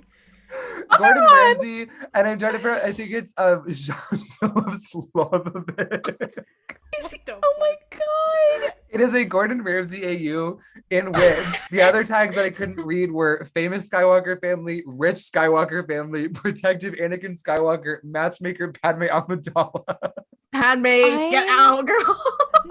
I'm thinking about Gordon Ramsay yelling about it's raw to Din So Djarin. basically, the plot of this AU is that Din Djarin is a chef on Hell's Kitchen, and the celebrity guests that week are the Skywalker family. Thank you to whoever sent that in. It's not listed in our little submission, so I have no idea who sent it, but thank you very much. It was very funny. All right, here's my fic, everyone. Are you ready? It is called, oh, well, first of all, it was anonymously submitted onto our fic submission survey. It is called Aquarius. There aren't a whole lot of tags, so we're just going to go with that. Characters, character A, character B, Cobb Vanth, mentioned, not in the fic, just mentioned. Additional tags include enemies who are strangers to lovers, ambitious but rubbish, teasing, slapping, a lot of kissing in this one, mild sexual content. I love a slapping. Okay. So is this in the same rough time period as The Mandalorian / Yes. Book of Boba Fett? Okay. Are there any characters in it that are not from this part of Star Wars history? No. Is one of the characters Din Djarin? No. Oh. Is one of them Fennec Shand and or Boba Fett? Nope. Nope. Pele Motto. Nope. And Cobb is mentioned, but he's not a He's character. Mentioned, but he's not actually in it. Why was my brain like, oh, it's the guy, it's Thundercat. It's the No, guy he's not Thundercat. Y'all remember when Thundercat was in Book of Boba Fett? I do. Yeah. That was crazy. Is it reasonable to say based on the characters that I could take place on Tatooine? I would argue no. Okay. Are the characters in question, is it 2 men, 2 women? Is it straight? What do we know? 2 men. Are they human? Yes. Is one Pre Viszla, Paz Viszla? No. Why would it be best? Because I don't know. Cobb Vanth is mentioned. Why would he be mentioned? Have they appeared in The Mandalorian and the Book of Yes. Boba Fett? Only in The Mandalorian, to my knowledge. Grief Karga? Grief Karga is one of them. Yes! Oh my god, I love a Grief Karga mention. And it's 2 men? Is it Grief? It's not Din. It's not Din. Is it the Mithril? It's not the Mithril. Wait. Grief and the fic involves slapping? Yeah. You don't know Go what Grief grandpa, Carpet gets up to. damn. Did you say it was enemies to lovers? Yes. Is it Moff Gideon? It is Moff Gideon and Grief Karga. So I think No. the premise of this fic is like they're just like making out, and I do think Grief Karga slaps Moff Gideon. I'm not So sure though. true. I'm not sure though. Yeah, this is a fic that was submitted to Claudia actually, but I'm stealing it and from shadow_bat on TikTok. This is character A / character B. Character A, character B, parentheses Star Wars, Ben Solo, Kylo Ren. Who is this? These are two characters that I do not know if they are from Legends or not. So Yeah. they're not people that you guys are going to know. Well, two characters that I don't know if the others will know them either, so I'm just not gonna name them. Leia Organa, Poe Dameron, Finn Star Wars, Rose Tico. Is this another character? Who is TV9? This might be from a Star book. I Wars? can't remember. Armitage Hux, Chewbacca Star Wars, IG-100 Magna Guards Star Wars, IG-101 Star Wars, and IG-102 Star Wars. Is this Rey and Phasma? No, but it Okay. is Rey and someone. I figured it was Rey. I wouldn't know because Phasma was the only one you didn't name. It's not Phasma. Okay, is it a man? It is a man. Is it I hate that my brain is going. Is it the freaking Admiral from Rise of Skywalker? No. Okay, not a- good. What is his name? Admiral Pryde. Pride. Thank you. Not him. Thank He's rolling goodness. with the LGBT. Admiral Pryde Parade. You're done. Anyways, so it's Rey and someone, and it's someone from the sequels, right? No. Oh shit! Is it someone from the prequels? Yes. Is it a woman or a man? It's a man. A man from the prequels. It's a Hondo? No. I don't know. Listen, he's alive. Is it a human? No. For context, I know what this is, and I'm trying not to. General Grievous. It is General Grievous. Wow. Get him away from her! He's pulling. What That the little girl is a child. Get away from her. Qui-Man, I'm going to kill you with my bare hands. The summary. Many years after the Clone Wars, General Grievous, the famed hero, finally comes out of hiding from his last encounter with Obi-Wan Kenobi. Grievous goes to Jakku to find parts to boost his separatist ships as he meets and befriends a lonely scavenger named Rey, and she helps Grievous during the new conflict, not knowing in the future the rising star will become a Jedi. How old is she? Quickly. I think she's still like the same age as she was in the movie, So so this happens- 19. Like 5 minutes before The Force Awakens. It's really sliding doors. Yeah, I mean, it says as Grievous lands on Jakku and gets into a fight with Unkar and his thugs, so I guess. Oh, slay, okay. You're like, Um, fuck you, Simon Pegg. Yes. Okay, guys. Well, I have one for you. It was submitted by the actual Kate Bishop on TikTok. Who has sent God, us they're several. the star of this episode, huh? Yeah, okay. I'm just gonna say out the gate, it's gonna be real hard for you to guess this one. I just brought it to the table because it's so fucking insane. This is a crossover, and a crossover with another fictional universe, but also real life. So bear with me. Character A / character B, previous character B / real life person D. Characters. Character B, character A, original male characters. Here's where it gets crazy.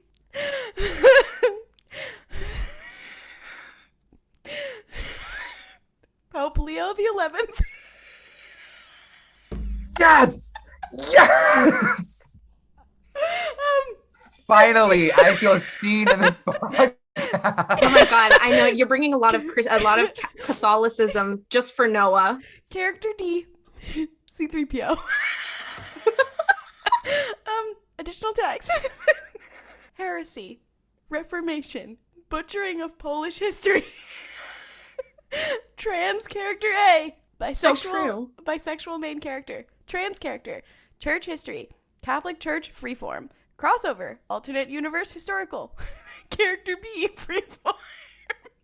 Time travel, dimension travel. 1600s, fluff, humor, romance. They said to write for yourself, so I did. Polish-Lithuanian Commonwealth. POV first person. Period typical attitudes. Religion. Blasphemy. Please don't read this if you get offended by either sacrilege or piety. It has both. Christian lore. Freeform. Crack treated seriously. Violence. I want you also to know this is a part of a series. This is part 1 of a series. I am hoping that this is accurate to Polish history, but they said in the tag it's not. And I don't know how to pronounce it, so I'm not going to butcher it. 1605. Character B, and then they made a Polish version of their name, is a Polish cheesemaker and dairy merchant in the 17th century. What? Oh no. What? He's both bisexual and an anti-Trinitarian, which puts him at odds with a highly Catholic state. Typically, he has dealt with this by keeping a low profile and leading his Reformed church under the very nose of the Jesuits, who routinely intrude. Oh, good And God. one of these characters is a Star Wars character. No, that is the non-Star Wars character. Then below it says, Droman Ixen 5 ABY, a year after the Battle of Endor and the formation of the New Republic. Character A travels to a Sith temple where he finds a holocron pulsating with the dark side. He makes the mistake of touching it, sending himself careening through time and space. So character A is Luke Skywalker, right? Yes, Okay. yes. This is the story, This is the story, dear readers, of the Polish Reformation, formerly titled John 11:35. Chapter 1 is titled Of Cheese and Good Faith, and it has a Bible verse from Matthew at the beginning of the chapter. Now, remember, the first character is Luke Skywalker. The second one is not from Star Wars. It's Okay, a I real have person. No. Okay, the real person It's just the Pope. is the one who the real person who is in the secondary ship is shipped with previous character B. Character B is from something else fictional, and that character Jesus Christ. and that Is it Harry Potter? I'll say this: it is not. No, it is not Harry Potter, and it is not fantasy. Okay, Jesus no, Christ. No, I have a really important question. Is this Not in religion. March? Is this in March or April of 1605? it does not say. Noah, So is that actually an important question? I know. Yes, I am yes, sure.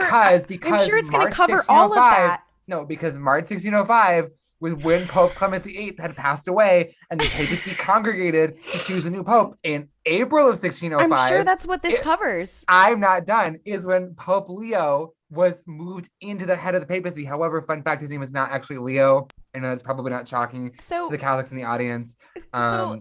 It's not shocking to a lot of people, probably. Is Philip III of Spain or King Henry IV No. of France involved? no. Dude, Or at least I it's haven't read another that fictional far. character. Okay, I'm saying character B is a fictional character, and then I got it. previous character B / character character C was a real person. Character B is not a real person. Character B is Will Schuester. No. Okay, No. for character I will C, say this. I will say this for character B. You are getting close in terms of shit post kind of character. Megamind. Castiel. No. Oh, okay. Castiel Is slash this like- Luke Is this fictional character like a live action Yes. fictional person? Okay. Percy Mhm. Jackson. No. Not Okay. fantasy. Not Is fantasy the- in the is- least. Is character C is a real person, right? Character C is a real person. Are they in any way related to the construction of the papacy in 1605? Unfortunately, I don't know that history that well, so Is this a name It's a- that we I'll say would this. recognize? the historical character, no, the historical person, no, is not very famous. I will say it is, in parentheses, 16th century reformer, if that helps in any way. Wait. Pause. And this was about the Polish Reformation, right? Yes.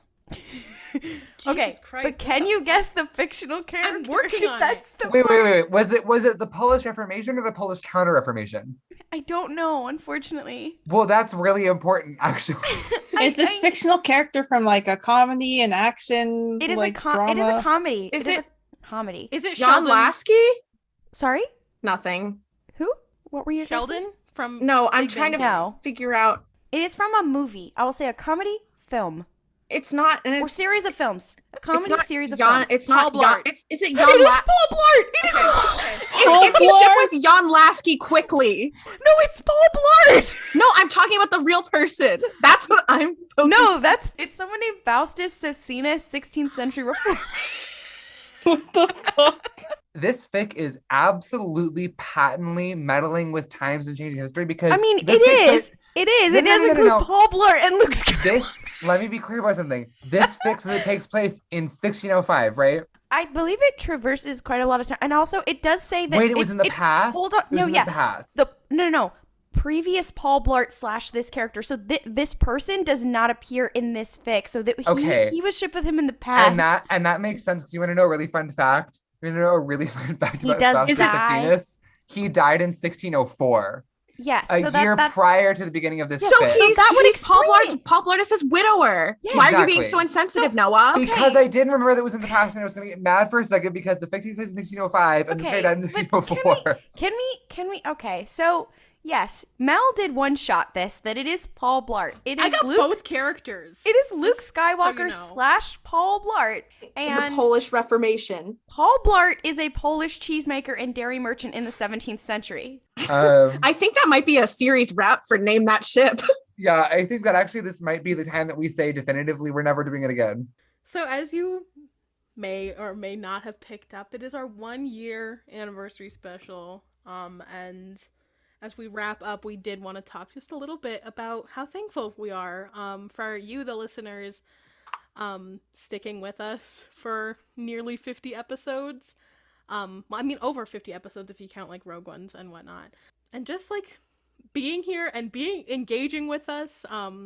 This has been something that has totally changed, at least for me, the course of my life entirely. Like, not just on like a level of like, oh my gosh, I've met some of my best friends, but I've also met like someone I deeply love, and like that is like really sweet. I'm sorry, I'm gonna start crying, and I don't want to do that on a gay little Star Wars podcast. So thank you for 1 year. I really appreciate you all listening, and also the 4 gay people in the call with me right now. Well, I didn't have anything that emotional to say, so now I look like an asshole. But like, it would be stupid if I was like, same. But no, I mean, I will say this has been a very otherwise challenging year for me personally. Just there's been a lot of very stressful family and personal challenges. And something that I've always been really thankful for that entire time is that I've had something consistent. And I've had this podcast, and not only the support of my friends here, but also the support of people listening, and the fact that people actually are like, yeah, we care about what you have to say. And feeling heard is something that I don't think people realize is extremely important when you're going through something. So I just appreciate everyone who has tuned in and everyone who has taken the time, even if they don't always agree, or even if sometimes we say things that are just silly. People who take the time and say like, hey, I actually appreciate this and I'm hearing you. That means a lot. And I know that I don't know what I would be doing without my friends here and like on this podcast, but also everyone listening. I cannot express how much I appreciate it. Yeah, I mean, hashtag same. No, I made the first TikTok that I actually ever made. I made as just like a joke because I was just trying to be funny, and I never ever in my wildest dreams thought that it would spiral to where it has now. I remember the very first time that this idea of this gay little podcast was even proposed, I was like, I don't even know these people, and they want me to get on a Discord call with them and talk about Star Wars for extended periods of time.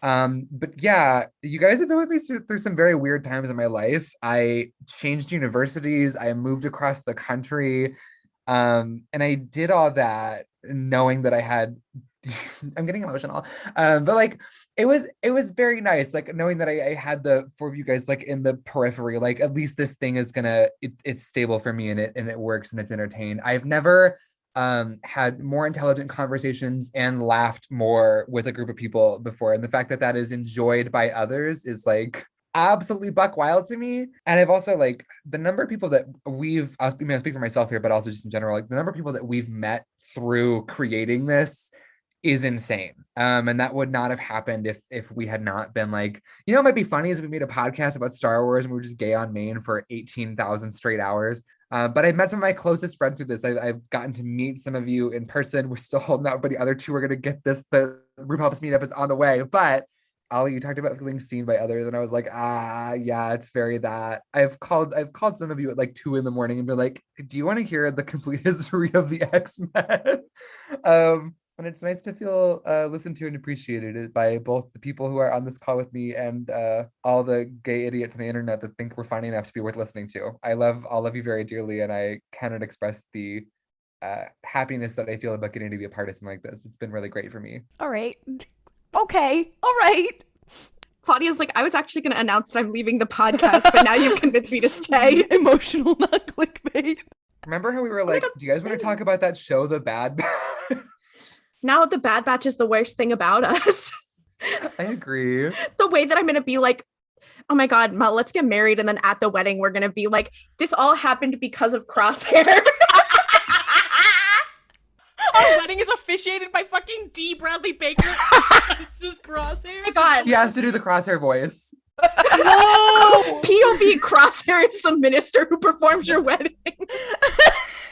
You guys all had like such thoughtful things to say. I don't know what to say. I really don't know what to say. Because it's just like, damn, I never thought I'd be a Star Wars fan fucking talking about Star Wars on a podcast. Freaking asked 5-year-old me. 5-year-old me thought Jar Jar Binks was gonna kill them. So true. But you're correct. No.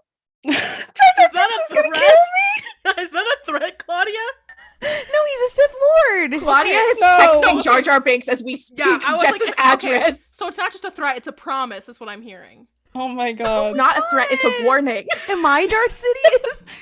No, but honestly, I mean, it's been fun. It's been wild. Like, there's like definitely a lot of things I never thought I'd be doing or have done. Like, the fact that I read like a bunch of Star Wars books within 1 year is crazy because I hadn't touched a book in like years. Getting to talk to some Star Wars authors too has been wild. Like, micro influencer moment. It's been fun, and yeah, befriending you all is like a highlight. I guess. I don't really know. I suppose. I know, suppose. we know what you mean. We know what you mean. No, and but, the feeling is mutual. But yeah, it's been fun. It's been wild. I still struggle to articulate my thoughts most of the time, but I am glad that you all accept me just being here for the vibes most of the time. It's because when you do articulate your thoughts, it's quite possibly the funniest thing I've ever heard. So I'm just waiting for Very true. the needle to drop. So Consistently good takes. Is the Consistently slay. the people who know me know that I have I've had an interesting couple of years, and I started going on TikTok because I work in social media, and unfortunately I'm very too much online. And I was like, I guess I gotta be on another platform. And I started using it a lot just because I had to run TikTok for work and I had to like do research, whatever. And obviously because I just like Star Wars, I ended up on Star Wars TikTok or whatever. I believe the first time that I interacted with Ollie was to tell them about a contributor for the Washington Post who used to argue that the Empire was right. Yeah, I remember that conversation, and then you were like, we should go live together one time. Yeah, that was like early 2021. But yeah, I have spent a lot of time in Star Wars communities and in online fandoms and whatever, and this is probably one of the first times I've had an overall positive experience. And then to find random people who then wanted to put up with me for the next year now, it's crazy. It's also been very rewarding. It's nice to be able to make something that is, you can say, yes, this is mine and I made this with people that I care about, and it's not a thing that I have to like toil for a corporation for. Although I guess it's for the mouse, but that aside. This is not for the mouse. The Pope fanfiction was not for the mouse. But yeah, it's I do struggle a lot with the like, oh, what is all this content for? And then I finally get to make something that is actually like for me and others, and get to actually put my name on it. And that has pretty much been the only thing to give me self-esteem in the past God knows how long. And so it has just been an extra little gift that I gained for friends from it. My partner Claire also is like, and I gained 4 friends from it too. Claire is always just like in the background of our Zoom calls making commentary. Yeah, so I just appreciate you guys for all being here for me during some very odd shit. And I was also the oldest one here. It's also always wild that you guys do keep me in check. You know, you keep me grounded as the millennial here on the podcast. You keep me young. Literally. Also getting to do things like read Star Wars books early and all that kind of stuff. Like, I worked in entertainment, like news and stuff for a while, but I've never really gotten to do the stuff that I care about or like give a shit about, or gotten to do it at a higher capacity, and that people actually started to listen. So thank you guys, and also to the people listening. And I apologize in advance for the another year of shit that we're gonna inflict on you. Unfortunately, this is how we bond with each other, and then we do put it on the internet. So thanks, guys. No, it is funny. It's like I was not expecting to have this group of friends where I was like, oh yeah, they're my little buddies, and now I'm like, if I don't talk to them every like 48 hours, I will die. I'm like, dang, I've never bonded with a group of people as fast as I have bonded with you guys, and it's very slay. Thank you so much for joining us for this week's episode of RuPalp's Podrace. And thank you for an absolutely wild year. We do this because we love Star Wars, but in a lot of ways we also do it because the community that's formed around this funky little concept of 5 internet friends coming together to hang out and talk about what they love. And we appreciate you for hearing us out. So episodes drop every other Sunday until the Kenobi series comes out, just reminding you all about that. And stay tuned 2 weeks from now for our Kenobi lore and prep episode, where we'll talk about the upcoming Brotherhood novel, Obi-Wan's life over the years, and more. For updates, Star Wars news, and more curse shit, follow us on social media at RuPalp's Podrace on Twitter, Instagram, and TikTok. And if you've liked the show over this past year, please rate and review our show on Apple Podcasts, Podchaser, Spotify, or Overcast. It helps people find our show, and we appreciate it. Remember, may the Force be with you, and don't kriff it up. Waka waka.